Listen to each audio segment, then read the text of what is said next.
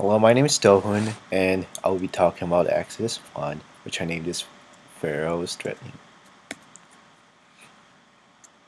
As a summary of Exodus 1, Jacob, Reuben, Simon, Levi, Judah, Issachar, Zebulun, Benjamin, Dan, Naphtali, Gad, and Asher went to Egypt. And when Joseph and all his generation has died, Israelites were so numerous and so that Egypt was filled mostly with Israelites. Mm, Um, so the new pharaoh was kind of feared if they would grow stronger and rebel against him. So they kind of put he kind of put harsher labor on Israelites, but they didn't help. That didn't help. So E- Egypt pharaoh then came out with idea to kill all the baby boys.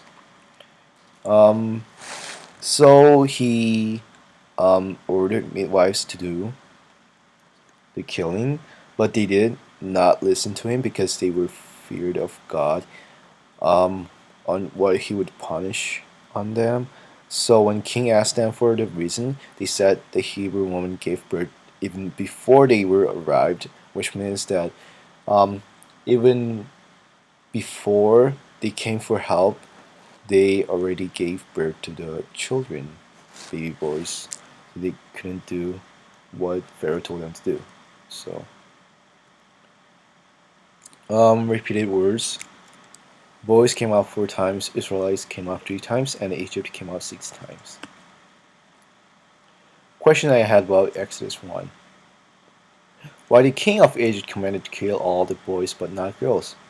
Um, it kind of came out with this that boys could form armies while girls couldn't. So Pharaoh only killed boys who will later rebel against them. So why did forced labor make Israelites be more multiplied and spread? Um, this what this is my opinion, but the harsh labor can help the Israelis to exercise and make them stronger, and it kind of help them to grow bigger and stronger. Mm, and the comments about Exodus 1. Yeah, the Israelis behaved them so peacefully and inoffensively. They could not find an occasion of making war upon them and weakening them that by means, and therefore they took care to keep them poor, and by charging them with high taxes, which some think and included burdens with which they afflicted them. By this means they took an effectual course to make them slaves. It's on Exodus 1:11 through 14. And the Egyptians' indication of as Israel's increase, notwithstanding the many hardships they put upon them, drove them at length to most barbarous and inhuman methods of suppressing them. But the murder of their children was strange that did not rather pick quarrel with the grown man against whom they might perhaps find some occasion to be thus bloody towards the infants, whom all must own to be innocent was sin which they had to cloak for. I was talking about like the action they took and um, the guy who commanded on this think that this action was inappropriate, like killing the boy babies. And the comments are from BibleStudyTools.com. Translator's note from Exodus 1. Um, he said the instructions must have been temporarily or selective, otherwise the decree from the king would have ended the slave population of Hebrews.